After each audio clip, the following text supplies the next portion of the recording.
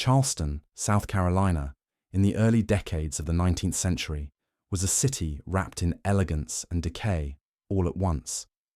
The cobblestone streets echoed with the clatter of horse hooves and the chatter of merchants. Whitewashed mansions lined the avenues, their balconies draped in ivy, their halls filled with music and perfume. But beneath those balconies and behind those walls lived shadows, lives uncounted, names unspoken, stories hidden in silence. The narrator's voice cuts through the gentility. This city carries secrets, soaked not just in salt water, but in blood. Among the countless hands that kept Charleston polished and alive was a woman whose life seemed to belong to water itself. She was a laundress, though that word never captured the weight of her existence. Her days were defined by buckets heavier than bone, tubs filled with steaming water that seared her skin, and cloth stained not just with dirt, but with the pride of those who owned her. She was no more than property to the eyes that judged her, a body moving in service of another's comfort. But to those who dared to listen, even for a moment, her silence spoke of storms waiting to break. From before dawn until long after the sun surrendered to the sea, she worked. The rhythm of her life was the slosh of water, the creak of wooden tubs, the hiss of boiling steam. The mistress she served, one of Charleston's self-proclaimed noblewomen, kept her hands soft and clean, only because the laundress's hands were raw and scarred. Each command fell sharper than the last. Each insult was salt on wounds that had never healed. And yet, no scream was ever allowed to escape the laundress's throat. She swallowed pain until her body was full of it, until her soul seemed lined with iron. Still, whispers moved like wind in the quarters, whispers of acts that would never be written down in ledgers or praised from pulpits. There were stories of slaves who resisted, who struck back, who chose death rather than bondage.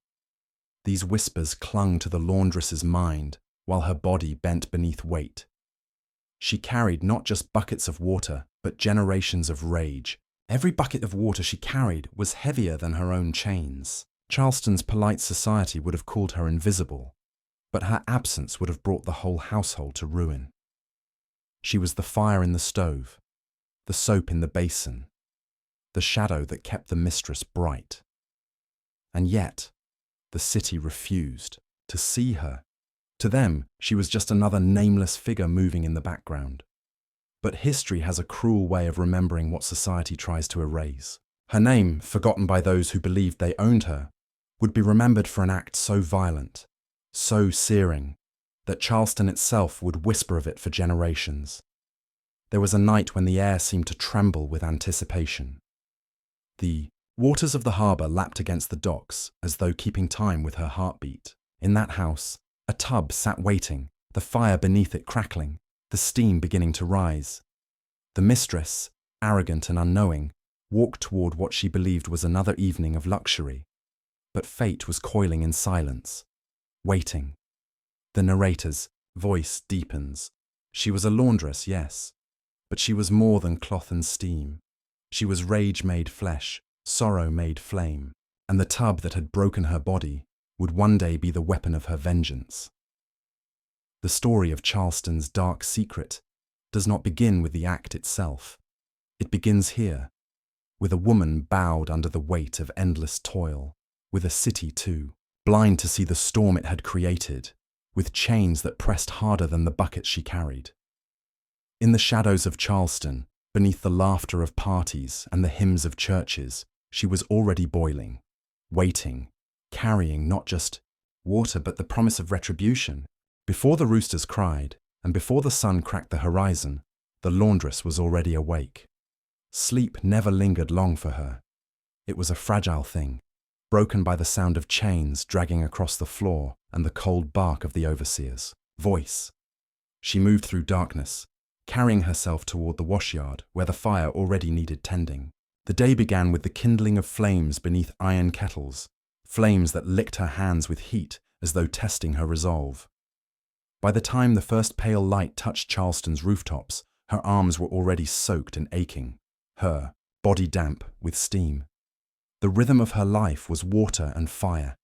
She scrubbed linen until her knuckles split open, wringing out each piece until her fingers cramped. Heavy tubs of boiling water were dragged across the yard, their weight enough to break a strong man's back, yet expected to be carried without complaint. When she faltered, when the bucket slipped or a piece of fabric tore, punishment came swift. The mistress demanded perfection, though perfection in slavery was impossible. A wrinkle in a shirt was called defiance. A spot left in a tablecloth was cause for cruelty.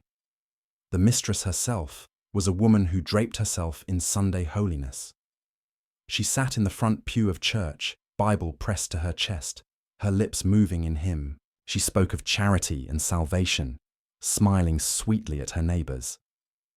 But the smile vanished the moment she crossed her threshold. Behind closed doors, her hands were cruel, her voice sharpened to a blade. She found pleasure in control, pleasure in watching the laundress's body bend, break, and keep moving. At church, she preached forgiveness. At home, she fed on humiliation. The laundress bore burns on her forearms where boiling water had been deliberately poured as punishment for imagined mistakes. Her stomach often cried louder than she did, for meals were withheld if her mistress felt slighted. Nights were no gentler. When others slept, she was sometimes ordered to scrub floors until her knees were raw. Sleep was a mercy she was rarely given. She lived in a body that never rested, a body made into a tool, but even tools wear down. Yet within her exhaustion lived something dangerous, dreams. Dreams of mornings where no whip cracked, where she could wash her own child instead of the mistress's lace. Dreams of walking roads without fear of a hand at her back. In her mind, she clutched these fragile visions, nursing them in silence as she bent over the tub. The whispers of other enslaved women gave her strength. At night, when the mistress was deep in slumber, they gathered by the faint glow of embers. Their voices were low, cautious, but carried with them songs that wrapped around the laundress's heart. They sang of rivers carrying them home, of chains snapping in the dark, of blood that would one day be answered with fire. It was in those moments she felt less alone. Even as her arms trembled from endless labor, even as she scrubbed until her bones seemed to grind, she knew she was not the only one dreaming. The women shared stories of faraway revolts, Haiti, Nat Turner, men and women who refused to bow. Their voices carried courage in the night air, a thin but steady flame. The laundress listened, soaking in each word, carrying them into her dreams, like contraband. And when the morning came again and the fire roared under the kettles, she stepped back into the chains of routine. But behind her eyes, something smoldered. The mistress believed she had broken her, that she was only a body to be ordered.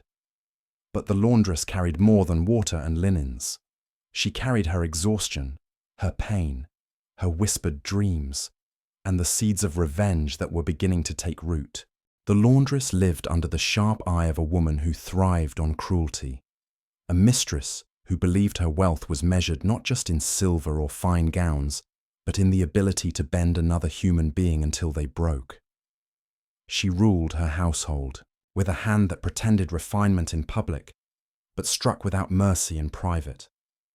Every task the laundress performed was an opportunity for torment.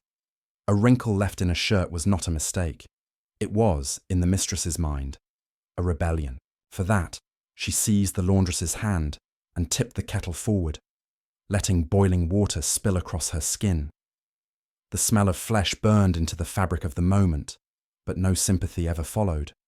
The mistress only smiled, satisfied that she had reminded her slave what she was, property, nothing more. When a porcelain cup shattered once in the laundress's weary grip, the mistress's fury knew no limit. She summoned the overseer, who dragged the woman to the yard and lashed her with a whip until the stripes ran red across her back. The guests inside laughed lightly at the sound, dismissing it as discipline, a household necessity. The mistress, peering from her balcony, felt no shame. Instead, she seemed to enjoy the spectacle, her lips curling upward as though cruelty were her favorite entertainment. The laundress never forgot that gaze, the eyes of a woman who delighted in her suffering the way others delighted in music. There were other punishments, smaller in appearance but heavy in humiliation. The mistress often called her forward in the evenings to kneel before her and scrub her feet, scraping away at skin as though she were nothing but a servant of the flesh.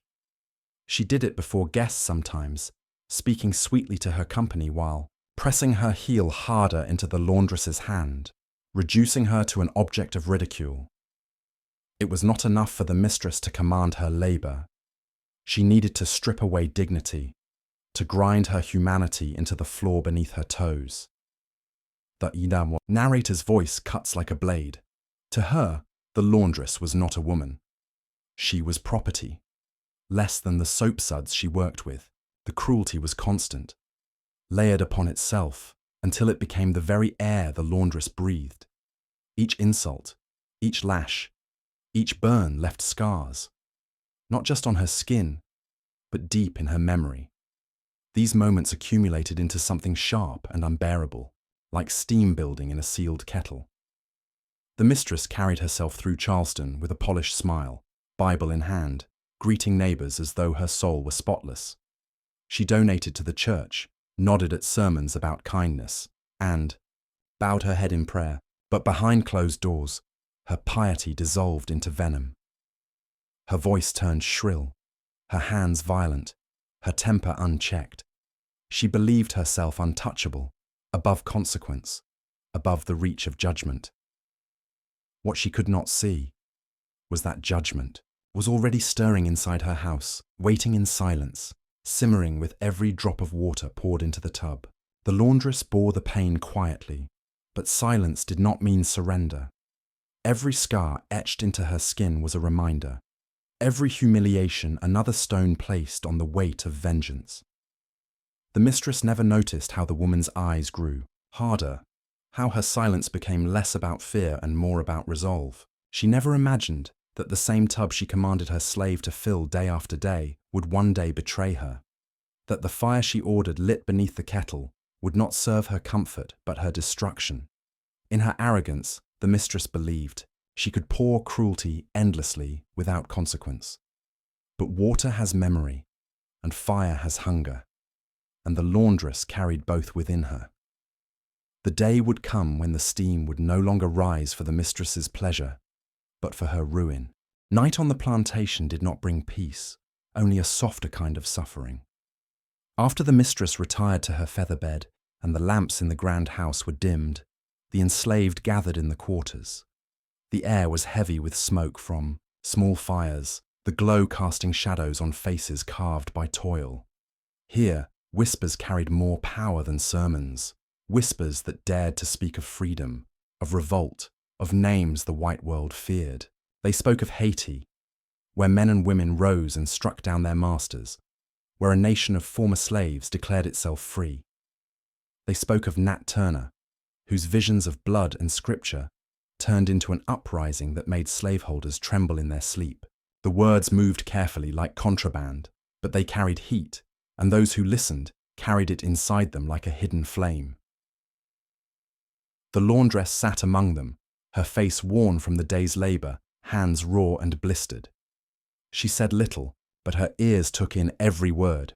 Each story pressed against the wall of her chest, making her heart feel heavy, swollen with something dangerous. She had lived too long under the whip and the burn of boiling water to believe she was powerless.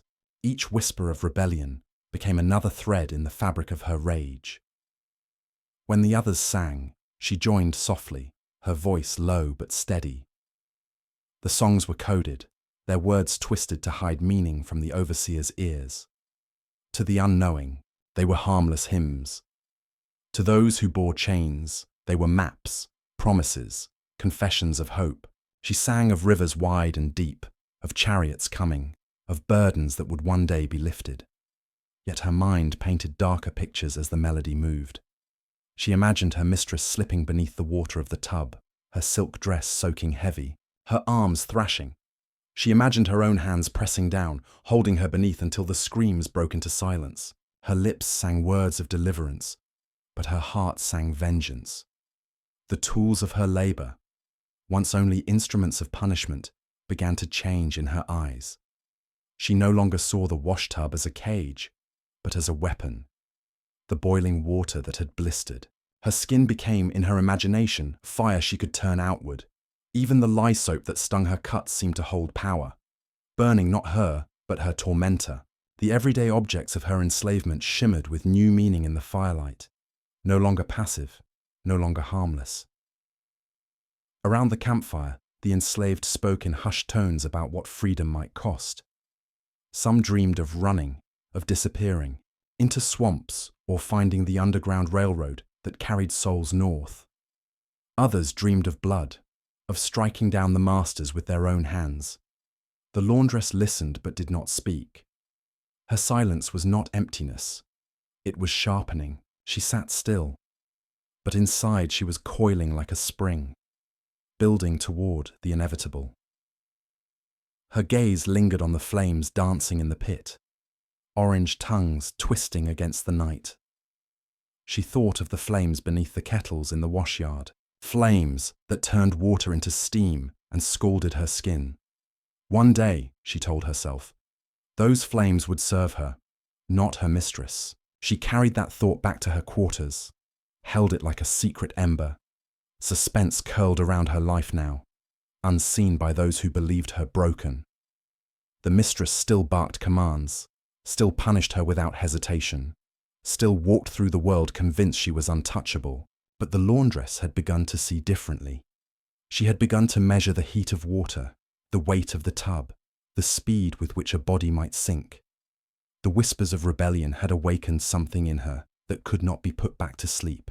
The world she served had given her the tools of her torment, and she was beginning to see that those very tools might one day become her salvation. The house smelled of roasted meats and sweet wine, the kind of feast meant to display wealth rather than feed hunger. The mistress had invited half of Charleston's finest to her table, neighbours and merchants eager to praise her manners and admire her pearls. Candles dripped wax into silver holders, the long dining room glowing as if it were a hall of saints. Yet behind that glitter, in the shadows between the guests, moved the laundress. Her dress was a plain rag, stained from work. Her hands trembled not from fear but from exhaustion.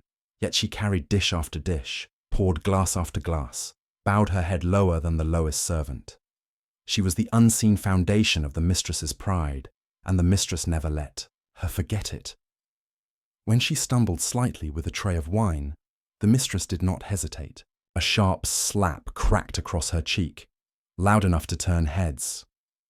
For a moment, the room fell silent, as though the world itself had stopped. Then laughter rippled through the table, muffled giggles from men with red cheeks, sharp titters from women with jeweled necks. "Dirty water wench," one of the guests sneered, raising his glass as if to toast her shame. Another wagged a finger mockingly, asking if she had scrubbed herself as poorly as she scrubbed linen. The mistress smirked, proud of her cruelty, feeding on their amusement like it was part of the meal. The laundress's face burned, not from the sting of the slap, but from the weight of humiliation. She bowed lower, collected the spilled goblets, and returned to her duties. But her eyes, downcast though they seemed, carried fire. The guests never noticed. To them, she was nothing but a shadow moving around their laughter. Yet inside her chest something cracked. With every chuckle at her expense, with every insult tossed like bones to a dog, her anger thickened into something harder than sorrow. Night dragged on, a parade of indulgence that left scraps of food on plates while her stomach twisted in hunger. She poured more wine, filled more platters, endured more jeers. Each moment lodged itself deep inside her memory, each insult another nail in the coffin of restraint. The mistress paraded her like a prop, commanding her to stand close by, to fetch a handkerchief, to demonstrate obedience. Every act was a stage, every humiliation designed to show that she could break her whenever she pleased. When the last guest finally left and the candles burned low, the laundress retreated to her corner of the quarters. She sat in darkness, silent, as the others fell into restless sleep. Only then did her tears come, sliding down her face in heavy drops. She pressed her hands to her eyes, ashamed of the weakness, but the sobs came anyway. She cried not only for the slap, not only for the jeers, but for the endless weight of her life, the chains that bound her every breath. And then, slowly, the tears hardened into something else. Her sobs quieted, replaced by a whisper that rose inside her like smoke from embers. "One day," she mouthed, "I will not weep, I will burn." The words carried no sound, but they filled the room like a prayer. In that moment, the laundress crossed an unseen threshold. No longer was she merely a vessel of pain. She had become a vessel of fury. The narrator's voice deepens, heavy with finality. This was the breaking point. That night in the grand dining room, with laughter at her expense and cruelty polished into spectacle, the mistress unknowingly sealed her fate. What began as humiliation had planted its seed into vengeance. The laundress's silence would not remain silence forever. The fire was already lit, waiting only for the day it would rise and consume. The days that followed were outwardly no different. The laundress still rose before the sun, still fed the fires beneath the kettles, still carried water until her arms felt like lead. She bent her back in silence, eyes lowered, lips sealed. But beneath that mask of obedience, something dangerous had begun to stir. She moved through her duties with the patience of a hunter, watching, listening, measuring. She no longer saw her mistress simply as a tyrant. She saw her as a pattern, a rhythm of vanity and indulgence that could be read like a script. The mistress relied on her baths as much as she relied on her jewels. Each evening, she demanded, the tub be prepared, the water heated until steam curled against the ceiling. It was her ritual of self-worship, her way of erasing the filth she imagined clung to her from even looking upon those she enslaved. The laundress knew every step of that process, for it was her hands that carried the buckets, her back that hauled the water, her skin that burned against the rising steam. She memorized the mistress's movements, the way she tested the water with delicate fingers, the way she lowered herself into the tub with a sigh of satisfaction, the way she closed her eyes and trusted no harm would dare touch her. Each night, as she prepared the bath, the laundress rehearsed in her mind. She saw herself holding the bucket longer over the fire, letting the water bubble hotter, angrier. She imagined pouring it not gently, but in one brutal sweep. Imagined the hiss of flesh meeting scalding heat, the shrieks tearing through the air. She pictured herself standing still, unmoved, as the mistress flailed, as her beauty melted into horror. And then she imagined the silence, the moment when the house that had been filled with her cruelty fell quiet at last. Fear accompanied her thoughts, a shadow trailing close. She knew the price of defiance. Runaways were hunted, rebels were hanged, and those who dared raise a hand to their masters were broken in ways that defied imagination. Yet the fear was not enough to still her visions. Hunger for freedom gnawed deeper than fear. Every lash, every burn, every humiliation had fed a beast inside her, and that beast was no longer content to cower. It wanted blood, it wanted justice, it wanted release. She began to move more carefully, her silence no longer submission but strategy. She timed how long it took the fire to bring the water to a rolling boil. She learned which servants lingered near the washyard and which ones turned in early. She studied the hinges of the mistress's chamber door, noting how quietly it closed. All of these details, invisible to those who believed her broken, were etched into her mind like markings on a map. When she lay down at night, the darkness around her was filled with visions. She no longer dreamed of escape, for freedom had become too distant, too fragile to cling to. What she dreamed of now was power, the raw, terrible power of vengeance. She dreamed of Charleston whispering her name in fear, of the mistress's cries echoing through the city like a warning bell. She dreamed of the moment her chains would not rattle with submission, but with defiance. The narrator's voice falls heavy, grave as iron. Slaves were not allowed revenge. Their blood was spilled, their bodies broken, their voices silenced. But she was no longer content to be silent. She would teach Charleston what it meant to boil rage into action. The day began like all the others, with the weight of water and the heat of fire, but the air itself seemed to vibrate with something different. The laundress moved with her usual precision, tending the kettles, lifting buckets, hauling them to the great tub. Her face betrayed nothing. To the casual eye, she was the same as she had always been, obedient, silent, bent beneath duty. But beneath her stillness raged a storm that had been building for years, each lash and burn feeding the fury that now coiled like a serpent ready to strike. The mistress's voice rang out from her chamber, sharp and entitled, demanding her evening bath. She spoke as though she were summoning the heavens, her tone dripping with disdain for the hands that served her. The laundress responded with a quiet, "Yes, ma'am." The words flat, hollow, yet smooth enough to hide her intent. She carried the first bucket to the tub, steam rising into her face, her skin prickling with the intensity of the heat. She did not flinch. Tonight she poured it hotter than she ever had before, hotter than she knew the mistress would tolerate. The fire roared as if it knew what was to come.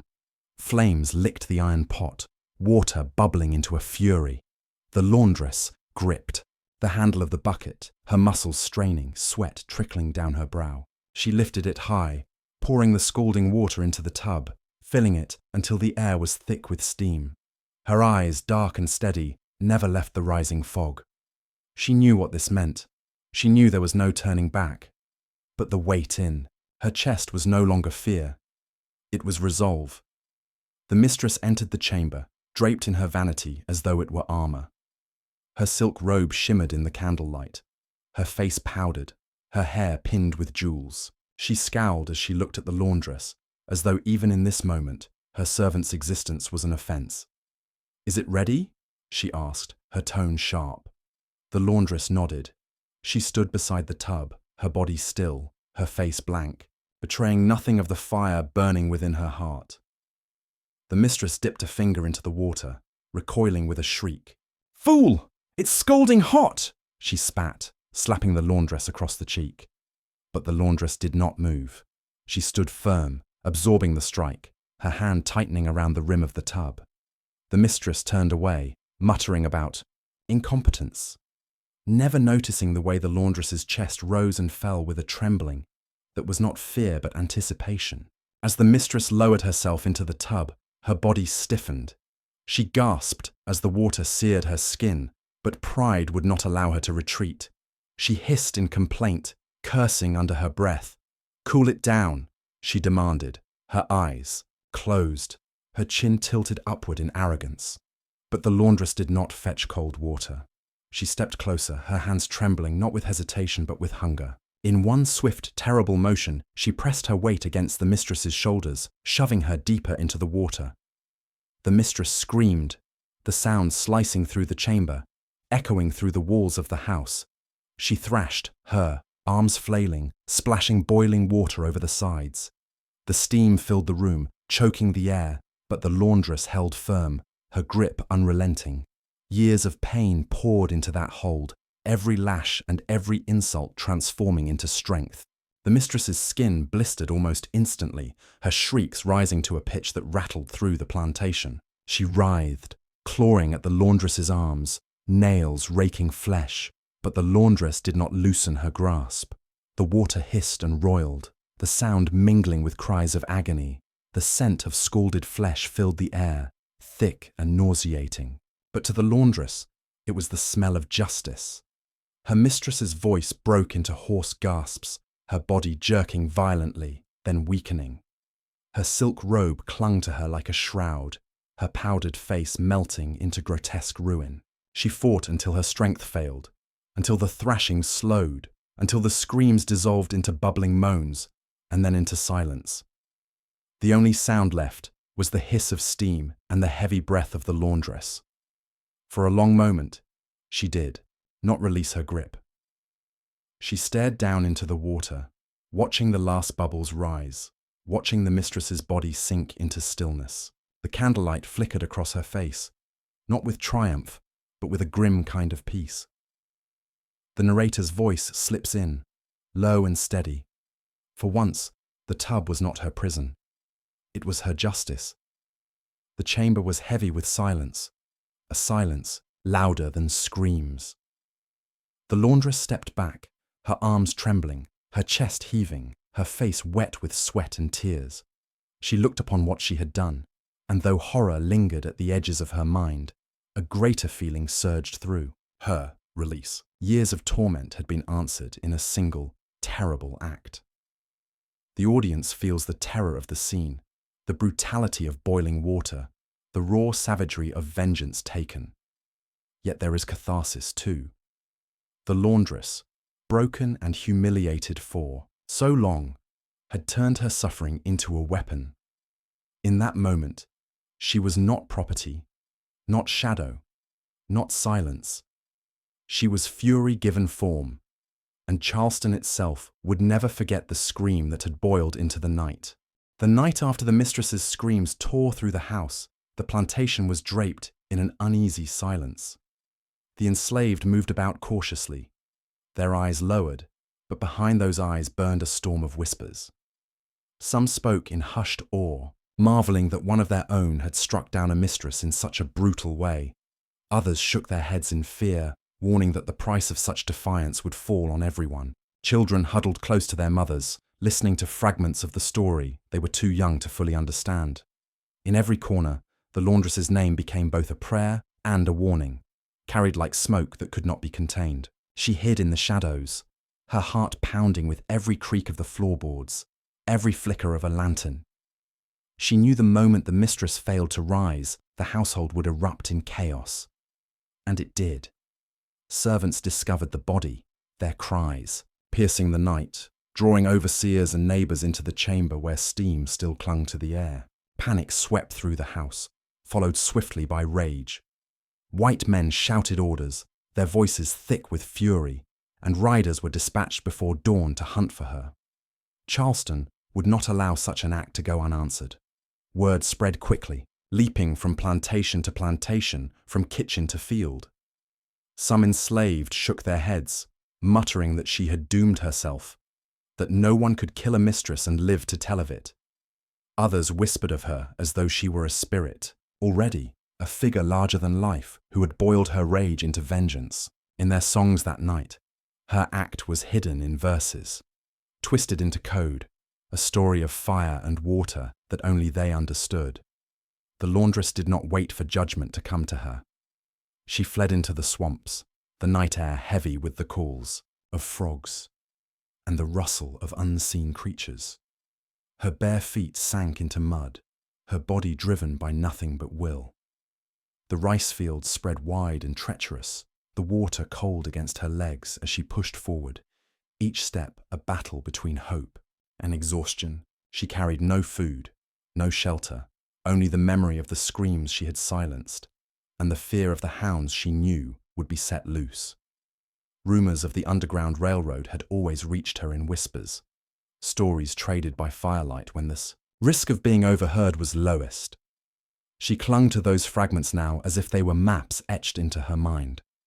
She sought the stars, the direction of the north, the promise of hands waiting in secret places to guide her further along. Every rustle in the reeds made her flinch, every howl of a dog tightened her chest. But still she moved, because standing still meant capture, and capture meant a death worse than what she had given her mistress. Her body ached, her skin raw, from swamp water and thorns, but she pressed forward, each step fueled by the knowledge that she had already crossed the line between life and death. She was no longer the laundress who bent under tubs and linen. She was the laundress who had boiled her chains into rage. Freedom was not promised, but she carried the act of vengeance with her like a shield. The narrator's voice grows heavy, mournful. Her revenge brought her no freedom, only the chance to flee.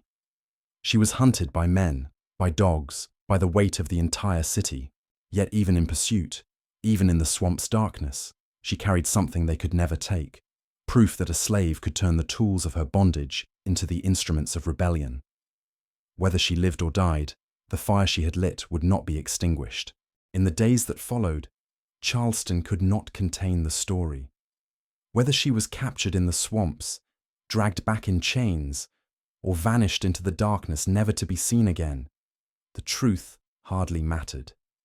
What mattered was the fire she had lit. Her act became a whisper on every plantation, traveling faster than overseers could stamp it out. Men in the fields spoke of her with reverence. Women in the quarters sang of her in lullabies. Children learned her name before they knew their own. To the white masters, she was a criminal, a warning, a terror. But to those who bore the yoke of slavery, she became something far greater, a symbol of resistance, proof that even one woman with blistered hands and no weapon could strike fear into the heart of Charleston. Songs rose in the night, soft and coded, hiding their meaning in plain sight. They carried verses of fire and water, of chains turning to steam, of a woman who turned her suffering into vengeance. The laundress boiled her chains away, they sang, voices trembling but proud. Around campfires, elders whispered her story, as though it were scripture, adding flourishes, turning her into a figure larger than life. In some tellings, she disappeared into the swamps and joined rebels waiting to rise. In others, she was taken and burned, her ashes scattering like seeds. Across the rice fields, the truth blurred into legend, but the legend was stronger than fact. The narrator's voice weaves the connection. Her act was not isolated, it was a thread woven into a larger tapestry of rebellion. From Haiti to Nat Turner, from whispers of maroon camps hidden deep in southern swamps, her name joined the chorus of those who had chosen defiance over submission. She had not led an army, had not commanded a revolt, but her defiance was no less potent. She proved that even the smallest act of vengeance could reverberate like thunder. The message was simple, but dangerous. The tools of bondage could become the tools of justice. Her story terrified the white masters. They locked their doors tighter, watched their slaves with sharper eyes, doubled their patrols at night. For the first time, some looked upon a tub of boiling water not as comfort, but as potential threat. Fear crept into their fine parlours. The idea that the very labourers who dressed them, fed them, and bathed them could be plotting in silence.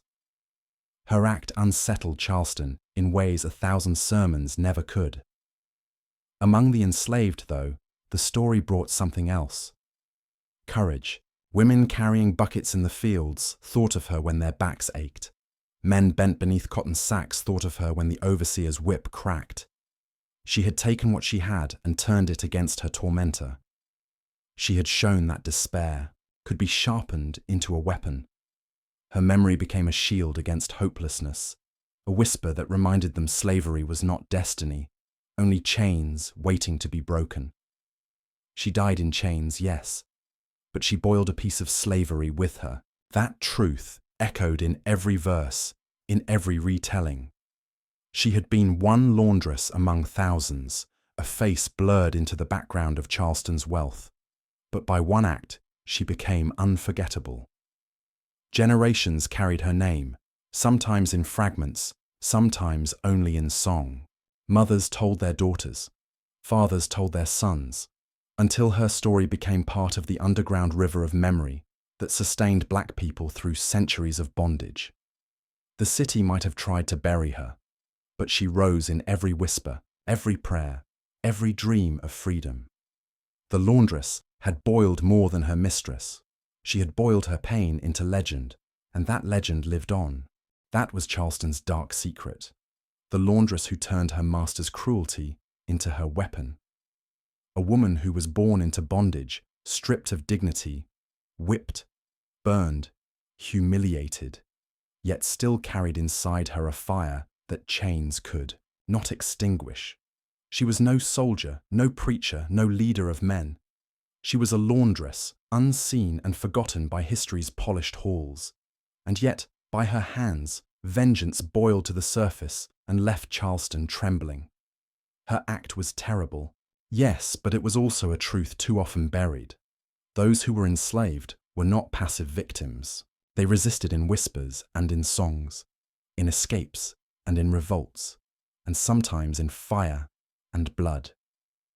The laundress stood among them, her defiance taking a form so brutal that even Charleston, a city built on cruelty, could not look away. She did, not write her name in books, but in screams, in steam, in silence that followed. If her fire reached you, speak her name. Speak it so she is not lost to the shadows. Share her story so the world remembers not the feast, but the flames. Every retelling is an act of defiance against the silence that slaveholders tried to impose. Every word keeps alive the memory of those who struck back, even when the odds were impossible. In speaking her name, you give her the dignity her mistress tried to strip away, the humanity her chains denied. Her vengeance did not free her. Her vengeance did not end slavery. But her act was part of the long and terrible current that carried people toward freedom. It was the same current that rose in Haiti, that roared in Nat Turner's rebellion, that guided Harriet Tubman through the swamps and woods. It was the current of resistance, the unbreakable truth that no matter how heavy the chains, there was always fire waiting underneath. The laundress boiled more than her mistress's flesh. She boiled the lie that slaves were silent, that they accepted their fate without fight. She proved that even the tools meant to bind them, the tub, the boiling water, the endless labor, could be turned into weapons. She showed that pain could be sharpened into rage, and rage into action. Her legacy is not only in what she did, but in what she inspired, the knowledge that even one woman beaten and broken could turn the world upside down with her defiance. So remember her, not as nameless property, not as an invisible shadow in Charleston's kitchens and washyards. Remember her as a woman who answered cruelty with fire, who taught her city what it meant to taste the heat of its own brutality. Remember her as proof that resistance was not an exception, but a heartbeat that never stopped pulsing through the enslaved. The mistress's screams died in the tub, but the laundress's fury lives forever. It lives in every song sung by firelight, in every whispered prayer for freedom, in every story carried across generations. It lives in the memory of those who survived, and in the voices of those who tell her story now. Charleston tried to bury her, but she rises still, in flame, in steam, in rage that has never gone cold.